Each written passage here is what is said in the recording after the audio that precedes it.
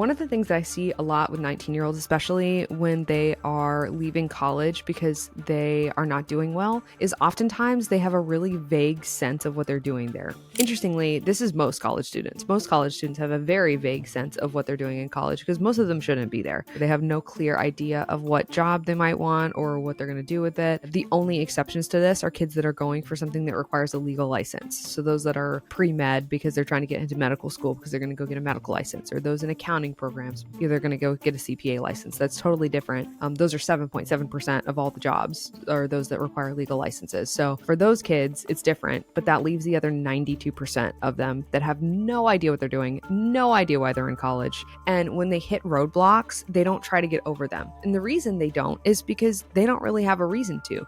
There's not something that they're trying to get that they can see that's past the end of this college experience, and they don't really know what they're shooting for. Like, they don't know what the goal is. And because they don't know what the goal is, you kind of just want to waffle around and do nothing. And like, you don't want to go solve your own problems. You don't want to go to the college counselor on campus and help them, your advisor, and help them figure out, well, why is this class this? And why is this? And then parents are left doing this Tetris of like dropped classes and change majors and blah, blah, blah, blah, blah. And really, these kids are just wasting time because they don't really have a greater reason to finish. They don't have a really greater reason to do well. They don't have a greater reason to solve the problem because they don't really see it as a problem. It's just taking longer than it was. And why would I go to the extra effort? Whereas if it was something that they wanted to do, if a kid really wants to be in college and they really see a greater why, either because it's fun or because they're going to get a career that requires them to get a degree, they have that internal sense of why. They go, oh shoot, well this happened. Okay, well I got to go fix this. Why? Because they're trying to get to this ultimate goal. And so when people send their kids to college with no ultimate goal, which most